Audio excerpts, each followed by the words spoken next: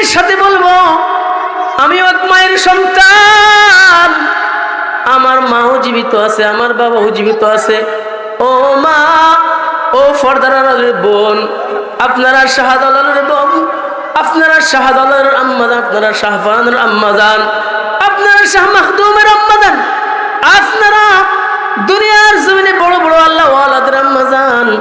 আপনাদের পেট থেকেই সন্তান দুনিয়াতে আসছে, বড় আলেম হয়েছে, মানুষদেরকে বয়ান করে শোনায়। ও ফরদার মা, অনুরোধ করে বলবো আপনি বেশি আমাল নেওয়া লাগবে না, আপনি যদি অল্প আমালও নিয়ে যান, আল্লাহর হাবিব বলেন আপনার ঈমানটা মজবুত করে যদি অল্প আমালও নিয়ে যান, ও মা আপনাদের জন্য আল্লাহ পাক রব্বুল আলামিন ইসলামের বড় বড় বিধানগুলা আল্লাহ পাক রব্বুল আলামিন জিহাদের মতো বিধান ফরজ করে নাই। আপনারা অল্প আমল নিয়ে যাইতে পারলেও আল্লাহ চাইতো আপনার ঠিকানা জান্নাত দান করবে। হযরতে খাদিজাতুল কুবরা রাদিয়াল্লাহু তাআলা আনহা রাসূল আরবীর সাথে এত সুন্দর আচরণ করলেন। খাদিজার ইন্তেকালের পর আল্লাহর হাবিব তার কবর থেকে আসে না, বলে ও খাদিজা, তোমার সাথে মুনকার নাকির ফেরেশতা কেমন আচরণ করে আমি জানি না। খাদিজা রে, তোমার কবরের সওয়ালের জবাবগুলো তোমাকে তখন ফেরেশতা বলবে মার রব্বুকা ওয়া মা দীনুকা ওয়া মান নাবিয়ুকা আল্লাযী বুইসা ফীকুম, তোমার এই তিনটা প্রশ্নের জবাব আমি মুহাম্মাদুর রাসূলুল্লাহ দিয়ে দিব। এত সুন্দর আচরণ করে হযরতে খাদিজাতুল কুবরা রাদিয়াল্লাহু তাআলা আনহা আল্লাহর হাবিবের সাথে জীবন যাপন করেছেন। আল্লাহর হাবিব একদিন খাদিজার ইন্তেকালের পর আল্লাহর হাবিব একদিন ঘরের মধ্যে কম্বল মুড় দিয়ে শুয়ে শুয়ে কাঁদতেছেন। হযরতে আয়েশা রাদিয়াল্লাহু তাআলা আনহা জিজ্ঞেস করেন, ও পয়গম্বর, আপনি কেন চুপিসারে কাঁদতেছেন, আপনার কি হয়েছে? না জানি আমি কোনো বেয়াদবি করে ফেললাম। আল্লাহর পয়গম্বর বলেন, আয়েশা তুমি কোনো বেয়াদবি করো না, আমি সেই জন্য কাঁদি না রে আয়েশা, আমি কাঁদি হঠাৎ করে আমার খাদিজার কথা আমার মনে পড়ে গেল। এই জন্য হযরতে খাদিজাতুল কুবরা রাদিয়াল্লাহু তাআলা আনহা এত সুন্দর জীবন যাপন করে গেলেন। আমি বলবো মা গো, আপনিও আপনার জীবনটাকে যেন সুন্দর করে জীবন যাপন করতে পারেন, আপনিও স্বামীর সাথে সুন্দর আচরণ করতে পারেন। এই জন্য বলবো আপনিও আপনার সব কিছু, সব কথাবার্তাগুলা যেইভাবে চললে আপনার স্বামী আপনার রাতে খুশি থাকবে, সেইভাবে চলার চেষ্টা করবেন। আল্লাহ চাই তো সেইভাবে চলে দুনিয়ার থেকে গেলে অল্প আমল নিয়ে যদিও যান, আমার আল্লাহ আপনার জান্নাতের রাস্তা সহজ করে দিবে। মৌত কাসিন কুল্লু নাসিন শারিবুন কবরু বাইতিন কুল্লু নাসিন দাখিলু আলা ইয়াসা কেনাল কসরিল মুআল্লা ستدفن عن قريب في التراب له ملكي ينادي كل يوم لدول الموت دود للخراب। আপনাদের সামনে বলতে চাইতেছিলাম সেই মা শ্বেতার কথা। মা শ্বেতা একজন স্ত্রী, একজন মহিলা, তার ইমানের পাওয়ার দেখেন, তার ইমান কেমন আমার আল্লাহ দান করলেন। মা শ্বেতা ছিলেন সেই ফেরাউনের মেয়ের খাদেম ছিলেন, ফেরাউনের মেয়ের খেদমত করতেন। একদিন মা শ্বেতা ফেরাউনের মেয়ের চুলের মধ্যে সিঁথি দিতেছেন, হঠাৎ করে তার হাত থেকে শিরুনিটা পড়ে গেল। এবার মা শ্বেতা বলে উঠলেন, ইন্না লিল্লাহি ওয়া ইন্না ইলাইহি রাজিউন। এ কথা বলার সাথে সাথে ফেরাউনের মেয়ে বলে, ও মা শ্বেতা তুমি কি বললে? মা শ্বেতা বললেন, আমি ইন্না লিল্লাহ বললাম। আচানক কিছু ঘটে গেলে মুমিনরা ইন্না লিল্লাহ বলা, এটা হলো রাসূল আরবীর সুন্নাত, এই জন্য আমি ইন্না লিল্লাহ বললাম। এবার মা শ্বেতাকে ফেরাউনের মেয়ে বলতেছে, আরে মা শ্বেতা, ইন্না লিল্লাহ মানে কি? তুমি কোন আল্লাহর নাম নিলে? মা শ্বেতা বলেন যে আল্লাহ আমাকে সৃষ্টি করেছে সে আল্লাহর নাম নিলাম। এবার মা শ্বেতাকে ফেরাউনের মেয়ে বলেন, আরে মা শ্বেতা, সব মানুষ মানুষ আমার আব্বাকে আল্লাহ বলে, আমার আব্বা হলো বড় খোদা। ফেরাউন এই জন্য বলতেন আনা রব্বুকুমুল আলা, আমি বড় খোদা। ফেরাউন নিজেকে নিজে বড় খোদার দাবি করতেন। ফেরাউনের মেয়েও বলেন আমি, আমার বাবা হইল বড় খোদা, তুমি আবার কাকে খোদা বলে দাবি করতেছো? এবার ওই মা শ্বেতা বলে, ও মা ও বোন খুব খেয়াল করে শোনেন। মা শ্বেতা বলতেছে যে আল্লাহ আমাকে সৃষ্টি করছেন, খলাকানি ও খলাকতুকা ও খলাকতু আবুকা, যে আমাকে সৃষ্টি করছে, তোকে সৃষ্টি করছে, তোর আব্বাকে সৃষ্টি করছে। ওই মা শ্বেতা ওই আল্লাহর নাম নিয়েছে। এবার ফেরাউনের মেয়ে তার আব্বাকে গিয়ে বলে, ও আব্বা জান, মা শ্বেতা আপনাকে আব্বা, মা শ্বেতা আপনাকে খোদা বলে রাজি হয় না, মা শ্বেতা আপনার উপরে ঈমান আনে নাই, আপনাকে আল্লাহ বলতে রাজি হয় না। এবার ফেরাউন বলেন, এ জল্লাদ কোথায়? জল্লাদ রে তুমি আসো, মা শ্বেতাকে গ্রেফতার করো, তাকে টকবগে তৈলের মধ্যে নিক্ষেপ করা হবে। সে আমাকে কেন আল্লাহ বলে স্বীকার করে না? সব মানুষ আমাকে আল্লাহ বলে জানে, এই মা শ্বেতা আমাকে কেন আল্লাহ বলে জানে না? এই কথা বলার পর ও পর্দার মা, আপনার ঈমানও দেখেন, মা শ্বেতার ঈমানও দেখেন রে মা। ওই মা শ্বেতার ঈমান কেমন? মা শ্বেতার জন্য ওই জল্লাদ যখন টকবগে তৈল গরম করতেছে, চুলার মধ্যে বড় ড্যাগের মধ্যে তৈল গরম করতেছে, মা শ্বেতাকে তৈলের মধ্যে নিক্ষেপ করবে, মা শ্বেতাকে তৈলের মধ্যে নিক্ষেপ করার পূর্বে ফেরাউন বলতেছে, মা শ্বেতা এখনো সময় আছে, আমাকে রব ডাকো, আমাকে রব বলো, আমাকে যদি রব বলো রে মা শ্বেতা, তোমাকে আমি আগুনের মধ্যে নিক্ষেপ করব না। মা শ্বেতার ঈমান আরো বেড়ে গেল। মা শ্বেতা বলে, এরে ফেরাউন, তোকে আমি কেন রব বলবো, কেন রব বলবো? তুই হলি একজন জালেম শাসক, তোকে আমি কোনোদিন রব বলে মানব না। এবার ফেরাউন বলেন, জল্লাদ, ওই দিন মা শ্বেতার কুলে তার যে ছেলেটাকে দেখা যায়, তার বড় ছেলেটাকে আগুনের মধ্যে নিক্ষেপ করো। এবার মা শ্বেতার সামনে তার ছেলেটাকে আগুনের মধ্যে নিক্ষেপ করলেন, আগুনের মধ্যে তৈলের মধ্যে নিক্ষেপ করলেন। ছেলেটা তৈলের কড়াইয়ের মধ্যে জ্বলতেছে, আর ছেলেটা তার মায়ের দিকে ডাক দিয়ে বলে, মা, ইয়া উম্মি লা তাখাফ, ইয়া উম্মি লা তাখাফ, ইউলাকি ফিল জান্নাহ, মা ভয় করিও না, ভয় করিও না, ইন্নী আরা ফিল জান্নাহ, নিশ্চয় আমি তোমার সন্তান, তোমাকে জান্নাতের মধ্যে দেখা করব। এবার ফেরাউন বলে, আরে জল্লাদ, তাহলে তার দ্বিতীয় সন্তানটাকেও, যে নবজাতক সন্তান যার মাত্র ভূমিষ্ঠ হয়েছে 6 মাস 1 বছর হয়েছে, এই সন্তানটাকেও তৈলের মধ্যে নিক্ষেপ করো। তাকেও তৈলের মধ্যে নিক্ষেপ করলেন। এবার মা শ্বেতা বসে বসে কাঁদতেছে, চোখ দিয়ে পানি পড়তেছে। ফেরাউন মা শ্বেতার দিকে তাকাইয়া বলে, রে মা শ্বেতা,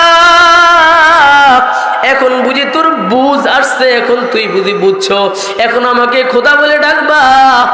তখন মা শ্বেতা বলতেছে, রে ফেরাউন, আমি তোকে খোদা বলবো না বলি নাই, আমি তোকে খোদা বলার জন্য কাঁদি না। এ ফেরাউন শোনো, আমি এই জন্য কাঁদি, তুমি কিছুক্ষণ পরে আমাকে আগুনের মধ্যে নিক্ষেপ করবে।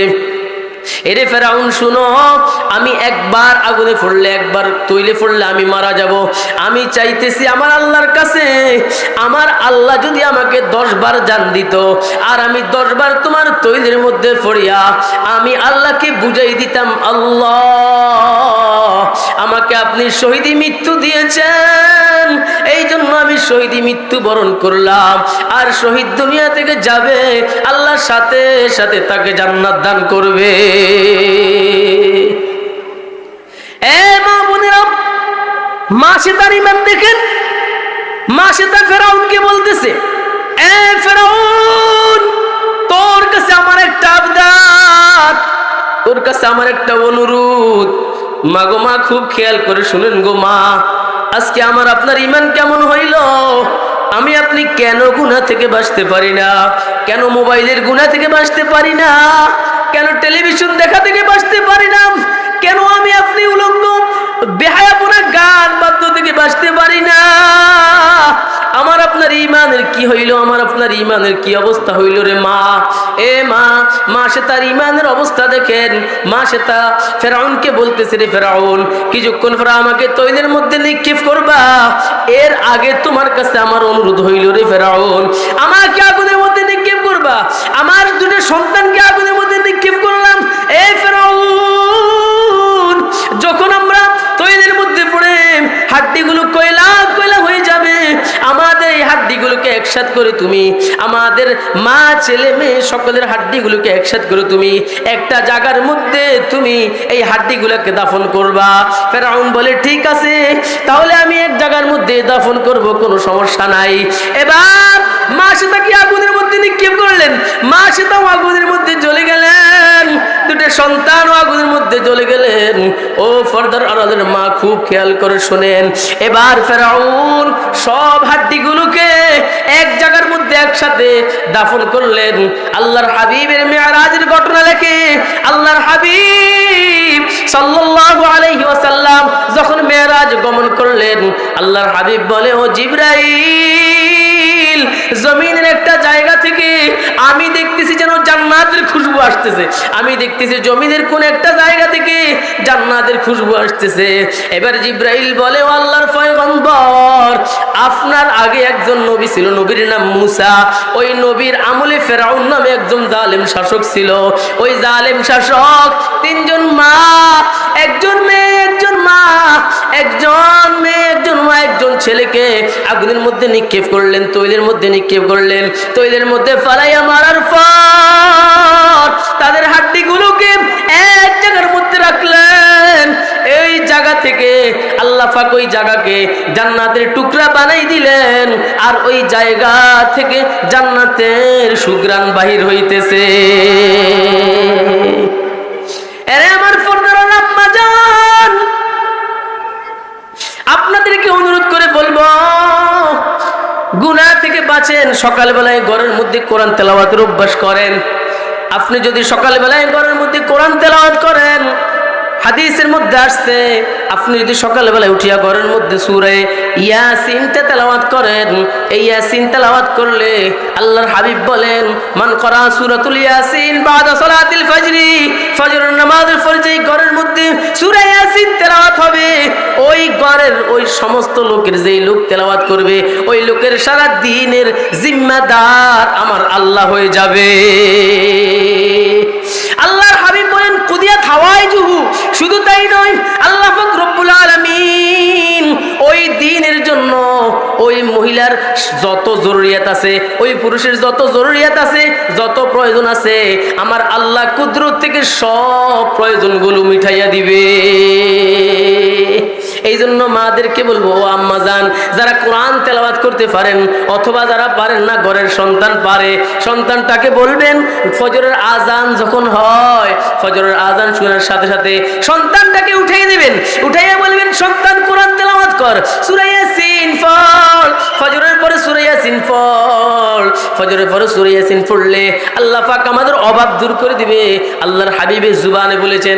আরেক হাদিসে রাসূল বলে, যেই ব্যক্তি প্রতিনিয়ত কোরআন পড়বে, যেই করে কোরআন পড়া হবে, আল্লাহ পাক রব্বুল আলামিন হাসরের ময়দানে কিছু লোককে বলবে, এরা হলো আমার আহাল।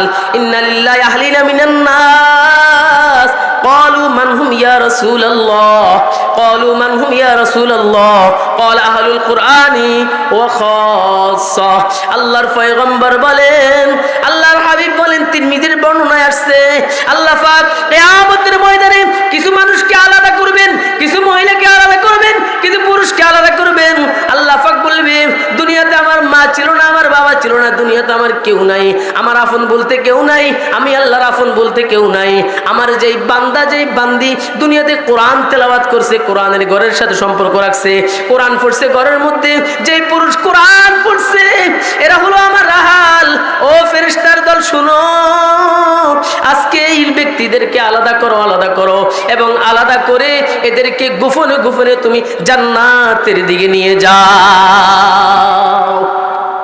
আমার মা বোনদেরকে বলবো, মা আপনি কোরআন পড়তে পারেন না, অন্তত কোরআনের দিকে তাকাইয়া, কোরআনের দিকে তাকাইয়া দুটো চোখের পানি ছেড়ে দেন আর বলেন, এটা হলো কোরআন।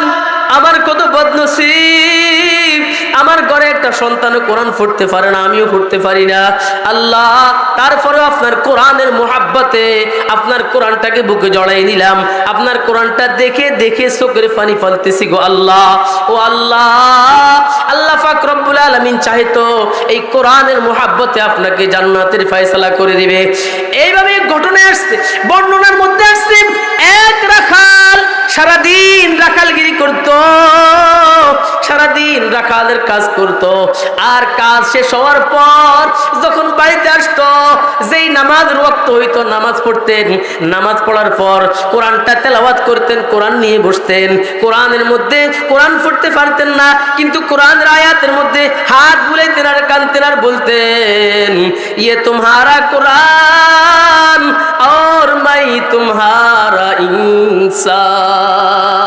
আল্লাহর বান্দার একটাই বলেছিল, ये तुम्हारा कुरान, ये আল্লাহ এটা তোমার কোরআন, और मैं तुम्हारा इंसान, আমিও আপনার বানানো মানুষ। এই কথা বলতো আর কোরআনটা তেলাওয়াত, কোরআনের উপরে হাত বুলাইতো। তার ইন্তিকালের পর একটা সন্তান আলেম নাম সমাজের মধ্যে আলেমও পায় নাই, এই লোকটার কাফন দাফনের ব্যবস্থা করবে, তাকে মাটি দিবে। হঠাৎ করে তাকে এরকম নিয়ে যখন মানুষ পেরেশানির মধ্যে পড়লো, হঠাৎ করে একজন আলেমকে পাইল। একজন আলেমকে পাওয়ার পর বলতেছে, এ ভাই, আমার আব্বা জান ইন্তিকাল করলেন, এখন আমার আব্বা জানের কাফন দাফনের ব্যবস্থা কি করব? এবার কে করবে? আমরা তো জানি না কিভাবে করব, আমরা কেউ আলেম না। ওই আলেম, ওই প্রতীক ওই আলেম, ওই ব্যক্তি বললেন, ঠিক আছে, তোমার আব্বার কাফন দাফনের ব্যবস্থা আমি করতেছি। ওই আলেম আব্বা দানের কাফন দাফনের ব্যবস্থা করলেন। ও মা, কোরআনের মোহাব্বত কি? আপনাকে বলি, কোরআনের সাথে সম্পর্ক রাখেন, কোরআনের ঘরের সাথে সম্পর্ক রাখেন। এই কোরআনের ঘরের মধ্যে কত ছোট ছোট বাচ্চারা কোরআন পড়ে। বাচ্চাদেরকে দেখলে বড় জোর গলায় কথা বলবেন না, কোনো ধমক দিবেন না। আমি অনুরোধ করে বলবো, রে মা, এই যে দেখেন এই লোকটা কোরআনের সাথে সম্পর্ক রাখার কারণে কি অবস্থা হয়েছে। এবার যখন তার কাফন দাফনের ব্যবস্থা হইলেন, দাফন করতে গিয়ে যে আল্লাহর গোলাম দাফন করলেন, ওই আল্লাহর গোলামের পকেটের মধ্যে ছিল তার আইডেন্টি কার্ড, যেই কার্ড দিয়ে আল্লাহর বান্দা চাকরি বাকরি করে। হঠাৎ করে কবরের মধ্যে ওই আল্লাহর বান্দার ওই যে আইডেন্টি কার্ডটা পড়ে গেল। অফিসের মধ্যে যাবে, অফিসের মধ্যে ঢুকবে, দেখে তার আইডেন্টি কার্ডটা নাই, অফিসের মধ্যে তাকে ঢুকতে দিতেছে না। ইউনিফর্ম, তার আইডেন্টি কার্ড ছাড়া ঢুকতে দিতেছে না। চিন্তা করলো তার আইডেন্টি কার্ডটা কোথায় পড়লো। ওই বান্দা চিন্তা করতে করতে দেখলেন তার আইডেন্টি কার্ডটা ওই কবরের মধ্যে পড়লো। আবার ফিরে আসলেন, কবরের মধ্যে যাইয়া কবর খোদার ব্যবস্থা করলেন, আইডেন্টি কার্ডটা ওই কবর থেকে নেওয়ার জন্য। ওই কবরের মধ্যে যখন কবর খোদার ব্যবস্থা করলেন, কবর খুদিয়ে দেখতেছে আইডেন্টি কার্ড কবরের মধ্যে আছে, এবং ওই কবর থেকে আমার আল্লাহ মেশকে জাফরানের সুঘ্রাণ ওই কবর থেকে বাইর হইতেছে। আল্লাহর বান্দা সন্তানদেরকে জিজ্ঞেস করেন, ও সন্তান, তোমার আব্বার কি আমল ছিল এমন যে তোমার আব্বার কবর থেকে জান্নাতের সুঘ্রাণ, মিশকে আম্বরের সুঘ্রাণ বাইর হইতেছে? সন্তানরা বলতেছে, আমার আব্বা একজন মূর্খ লোক ছিল, এমন বড় এমন দামি কেউ ছিল না, কিন্তু আব্বার একটা আমল ছিল।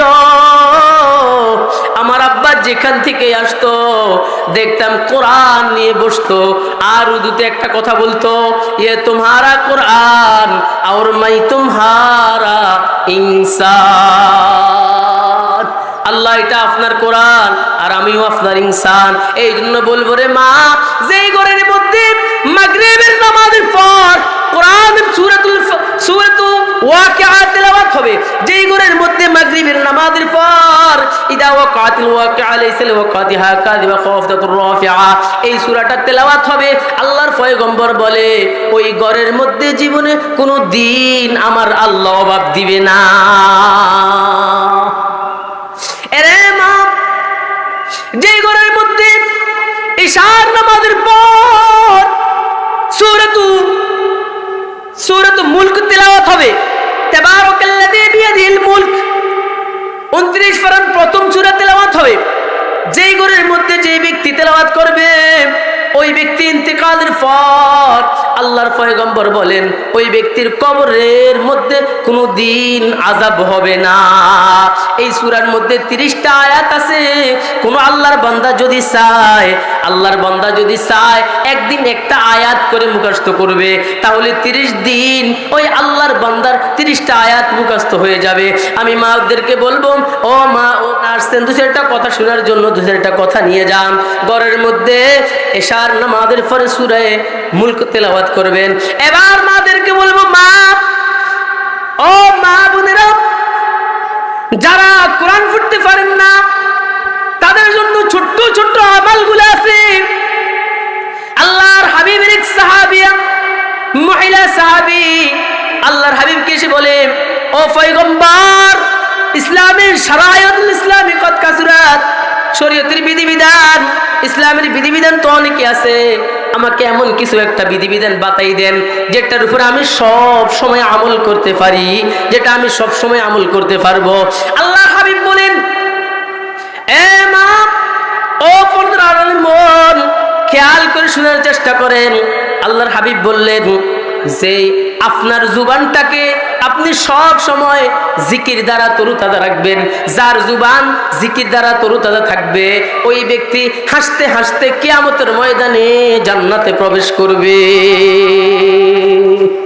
এই জন্য মাদেরকে বলবো, আমার মারা, আমার বোনেরা, আপনারা, হাদিসের মধ্যে আসছে যে ব্যক্তি প্রতিদিন লা ইলাহা ইল্লাল্লাহ, লা ইলাহা ইল্লাল্লাহ, লা ইলাহা ইল্লাল্লাহ এই শব্দটা প্রতিদিন 100 বার পড়বে, প্রতিদিন 100 বার পড়বে, যে ব্যক্তি এই আমলটা করবে সে কবর থেকে উঠবে না, কবর থেকে উঠবে না। যদি আল্লাহ পাক তাকে ওয়াইলাইহিন নুশুর, কবর থেকে উঠায়, কবর থেকে উঠবে, ওই ব্যক্তির চেহারা আমার আল্লাহ পূর্ণিমার চাঁদের মতো উজ্জ্বল করে উঠাবে। আমার মা বোনেরা, এই যে ছোট্ট ছোট্ট আমলগুলা লা ইলাহা ইল্লাল্লাহ আমলটা করবেন। এবার আমি আপনাদেরকে বলবো, মা, লা হাওলা ওয়ালা কুওয়াতা ইল্লা বিল্লাহ, এই ছোট্ট আমলটা যারা পারেন তারা বলেন লা হাওলা ওয়ালা কুওয়াতা ইল্লা বিল্লাহ, লা হাওলা ওয়ালা কুওয়াতা ইল্লা বিল্লাহ, লা হাওলা ওয়ালা কুওয়াতা ইল্লা বিল্লাহ। যে আল্লাহর বান্দা 100 বার পড়বে প্রতিদিন। যদি আপনি 5 ওয়াক্ত নামাজের পর, ফজরের পর 100 বার পড়েন, আপনি যোহরের পর 100 বার পড়েন, আসরের পর 100 বার পড়েন, মাগরিবের পর 100 বার পড়েন, ও মা, এশার পর 100 বার পড়েন, প্রতিদিন 500 বার হয়ে গেল। প্রতিদিন যদি 500 বার পড়েন, দেখবেন আপনি যখন মাস শেষ হয়ে যাবে আপনার 15,000 বার পড়া হয়ে যাবে। এ মা, আমি অনুরোধ করে বলবো, প্রতিদিন অন্তত 100 বার করে পড়ার চেষ্টা করবেন। অনুরোধ করে বলবো, যদি পড়েন লাভ কি হবে? আল্লাহর পয়গম্বর বলেন, যে ব্যক্তি প্রতিদিন 100 বার লা হাওলা ওয়ালা কুওয়াতা ইল্লা বিল্লাহ পড়বে, ওই ব্যক্তির 100টা হাজত আমার আল্লাহ কুদরত দ্বারা পরিপূর্ণ করে দিবে।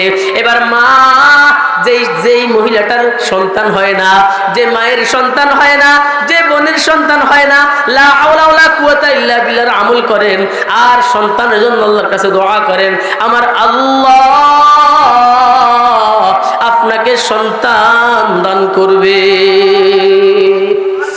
আমার মা বোনেরা, আমি ছোট্ট আরেকটা আমালের কথা বলবো, খুব খেয়াল করেন, আমালের নিয়মটা শুনে নেন।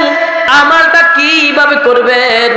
মা গো মা, এশার নামাজ পড়ছেন, এই বোন এশার নামাজ পড়ছেন, এশার নামাজ পড়ার পর ওই বসা অবস্থায় আপনি 100 বার দুরূদ শরীফ পড়বেন।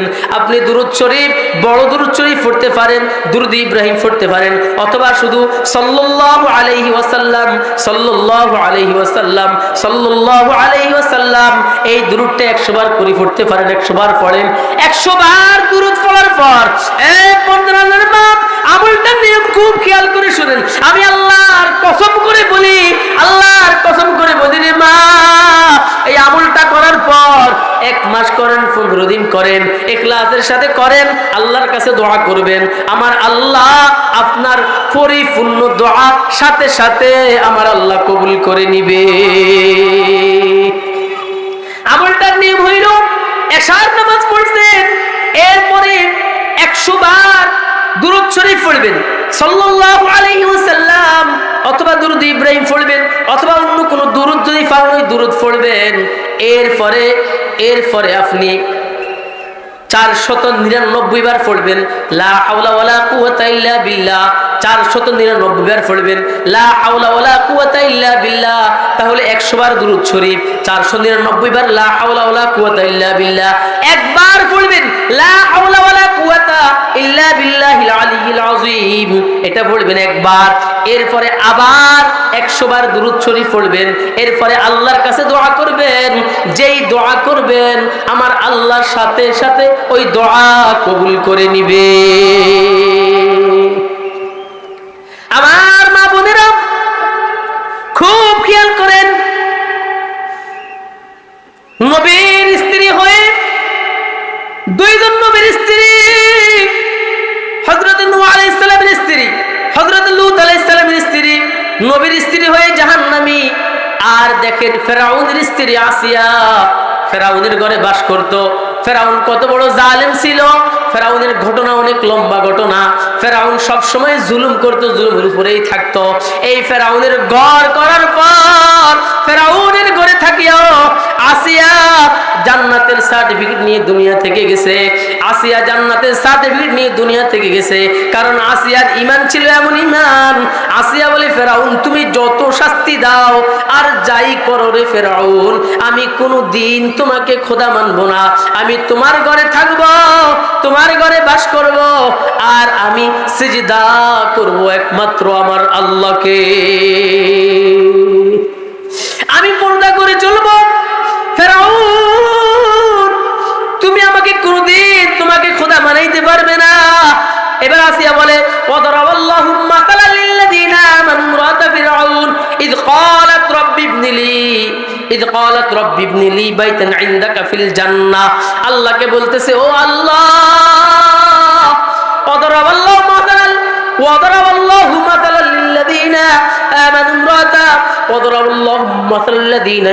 ফিরআউন। ফিরআউনের স্ত্রী বলতেছে, আল্লাহ আমার জন্য আপনি জান্নাতের মধ্যে একটা ঘর নির্মাণ করিয়েন। আল্লাহকে যখন বললেন, আল্লাহ পাক রব্বুল আলামিন ওই ফেরাউনের স্ত্রী কথা কবুল করে নিলেন। আল্লাহ পাক জান্নাতে ওই ইমানদার মহিলার জন্য আল্লাহর উপর ঈমান মজবুত করার কারণে, প্রগাঢ় ঈমানের কারণে, তার ঈমানের ভিত্তি মজবুত দেখে আল্লাহ পাক তার জন্য জান্নাতের মধ্যে একটা ঘর নির্মাণ করলেন। এই জন্য মাদেরকে বলবো, মা ফেরাউনের ঘরে বাস করিয়াও যদি জান্নাত অর্জন করে যাইতে পারে, আপনার স্বামী ফেরাউন না, আপনার স্বামী নমরুদ না, আপনার স্বামী হামান না, আপনার স্বামী করুন না, আপনার স্বামী তাদের চাইতে খারাপ না। মাগো মা, আপনার স্বামী যদি খারাপ হয়, আপনার স্বামী হয়তোবা এরকম সিগারেট খাইতে পারে, আড্ডা দিতে পারে, এইরকম কিছু। আল্লাহর কাছে দোয়া করেন আর আল্লাহর কাছে বলেন, আল্লাহ স্বামীকে ভালো করে দেবে। স্বামী যখন রাগ হবে, স্বামী যখন আপনাকে কটু বাক্যে কথা বলবে, স্বামীর কথার উত্তর সাথে সাথে দিবেন না, স্বামীর কথার উত্তর না দিয়ে চুপ করে থাকবেন। যদি চুপ করে থাকতে পারেন, আল্লাহ বলে প্রতিটা কথার বিনিময়ে, মা বোন, প্রতিটা কথার বিনিময়ে স্বামীর যতগুলো কথা আপনি হজম করেছেন, প্রতিটা কথার বিনিময়ে আল্লাহ পাক আপনাকে নফল ইবাদত করার সমপরিমাণ সওয়াব দান করবে। এই জন্য মা স্বামীর কথা হজম করার চেষ্টা করবেন। এ মা দেখেন, হযরতে আলীর জীবনী দেখেন, হযরতে ফাতেমার জীবনী দেখেন, কত সুন্দর জিন্দেগি। আলী রাদিয়াল্লাহু তাআলা আনহু সকালবেলায় ফজরের নামাজ পড়তে উঠেছেন, দেখে যে ফাতেমা কান্দে, ফাতেমা কাঁদতেছে, ফাতেমা কাঁদতেছে। আলী কাররামাল্লাহু ওয়াজহু বলে, ফাতেমা কেন তুমি কাঁদতেছো? ফাতেমা কেন কান্দো বলো? ফাতেমা কিছু বলে না, ফাতেমা কিছু বলতেছে না। এরপরেও জিজ্ঞেস করে, ফাতেমা পিতা মুহাম্মদুর রাসূলুল্লাহর সাথে জান্নাতি দস্তরখানা। এবার ফাতেমা বলে, আলী আমি বুঝেছি, আমি মনে হয় আজকে ইফতারের পূর্বে মুহূর্তে আমি দুনিয়া থেকে চলে যাবো রে আলী। এই কথা শোনার পর হযরতে আলীও কাঁদতেছে, বলে ফাতেমা কি বলতেছো? আব্বা আম্মার কান্না দেখে হাসানও কাঁদে, হুসাইনও কাঁদে। আব্বাকে বলে, আব্বা জান কি হয়েছে, কাঁদেন কেন? আম্মাকে বলে, আম্মা জান কাঁদেন কেন? আব্বাও কিছু কয় না, আম্মাও কিছু কয় না। দুইজন বলে, তোর নানার কবরের কাছে গিয়ে জিজ্ঞেস করো আমরা কেন কাঁদতেছি। নানার কবরের কাছে গেলেন, কবরের ভিতর থেকে আওয়াজ, কবরের ভিতর থেকে আওয়াজ আসলে বলতেছে, হাসান হুসাইন যা যা তোর মায়ের চেহারার দিকে তাকা, মাকে আজকে শেষ দেখা ভালো করে দেখে নে, কারণ তোর আম্মা জান আজকে দুনিয়ার থেকে চলে আসবে রে হাসান হুসাইন যা।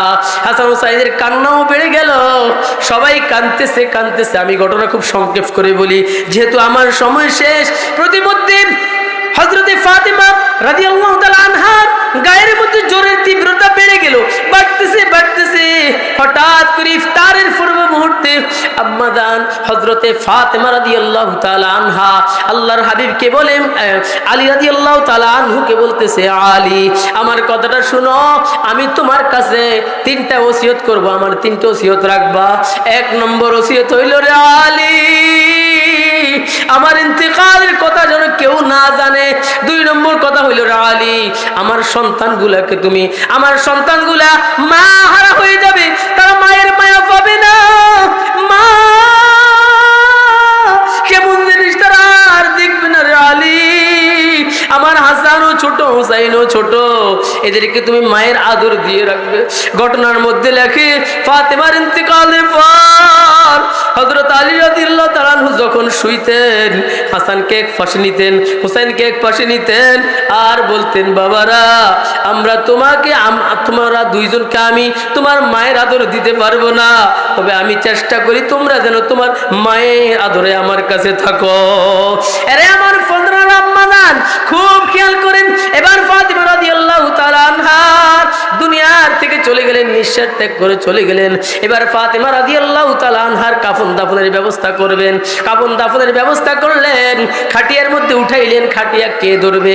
হাসান একটা খাটিয়া নেবে, হাসান খাটিয়ার একটা খুঁটি ধরবে, এরপরে হুসাইন একটা ধরবে, আর একটা আলী রাদিয়াল্লাহু তাআলা আনহু ধরবে, আর একটা খুঁটি কে ধরবে? এই নিয়ে চিন্তিত। আল্লাহ পাক বলে, ও আবু যর গিফারি, আমার ফাতেমা দুনিয়া থেকে চলে গেছেন, যাও যাও তার একটা খাটিয়া ধরার জন্য তোমাকে আমি বললাম, তুমি যাও তার একটা খাটিয়া ধরবে, খাটিয়ার খুঁটি ধরবে। হযরতে আবু যর গিফারিকে যখন আল্লাহর হাবিব দেখলেন, বলতেছে, ও আবু যর গিফারি। হযরত আবু যর গিফারিকে তখন আলী রাদিয়াল্লাহু তাআলা আনহু দেখলেন, বলে, ও আবু যর গিফারি আমার ফাতেমার ইন্তেকাল কত তো আমি কাউকে বলি নাই, তুমি কিভাবে শুনলে, কিভাবে আসলে? হযরত আবু যর গিফারি বলেন, আমার আল্লাহ গায়েব দ্বারা আমাকে শুনাইছেন, এই জন্য আসলাম। ও আবু যর গিফারি এবার একটা খাটিয়ার একটা খুঁটি ধরলেন। সবাই মিলে যখন দাফনের স্থানে নিয়ে গেলেন, কবরের মধ্যে নিয়ে গেলেন, কবরের মধ্যে যখন শুয়াইলেন, কবরের মাটিকে লক্ষ্য করে আবু যর গিফারি বলতেছে, আরে কবরের মাটি, তোর কাছে কাকে রাখলাম জানোনি? দু জাহানের যুবকদের, জান্নাতি যুবকদের সর্দার হযরত হাসান এবং হুসাইনের আম্মাদানকে তোর কাছে রাখলাম, আলী কাররামাল্লাহু ওয়াজহুর স্ত্রীকে তোর কাছে রাখলাম, দুই জাহানের সর্দার মুহাম্মদুর রাসূলুল্লাহ সাল্লাল্লাহু আলাইহি ওয়াসাল্লামের আদরের দুলালি মেয়ে ফাতেমাকে তোর কাছে রাখলাম। এর কবরের মাটি বেয়াদবি করিস না, তার সাথে তাকে মাটির চাপ দিস না। মাটির জবান খুলে গেল, মাটি বলতেছে, ও আবু যর গিফারি শোনো, আমার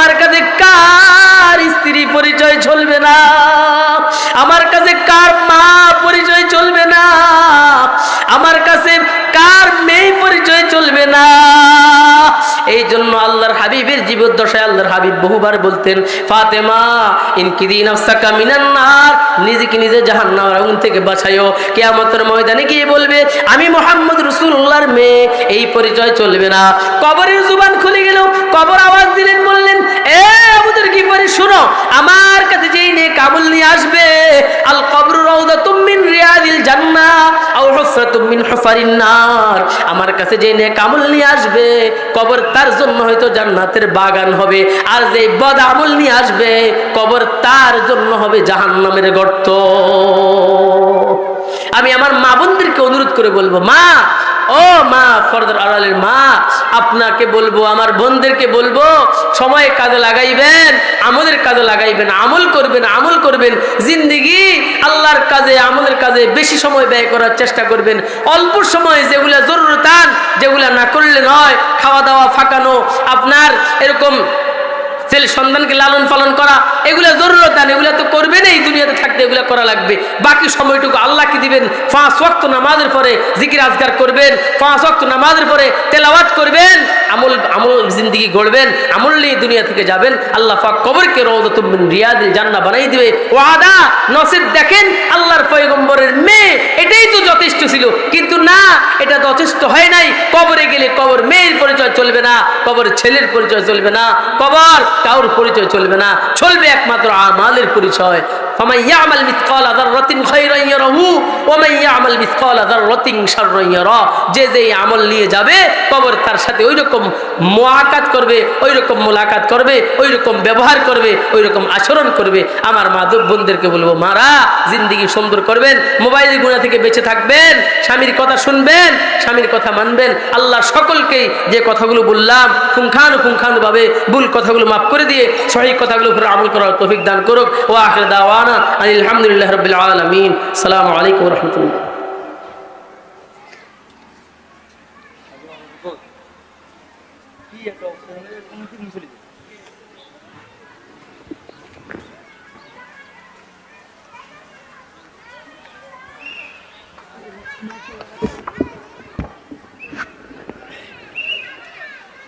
মাশাআল্লাহ, এতক্ষণ পর্যন্ত আমাদের সম্মুখে, আমাদের সামনে তাকরীর পেশ করছেন হযরত মাওলানা আব্দুল খালেক আরিফি সাহেব।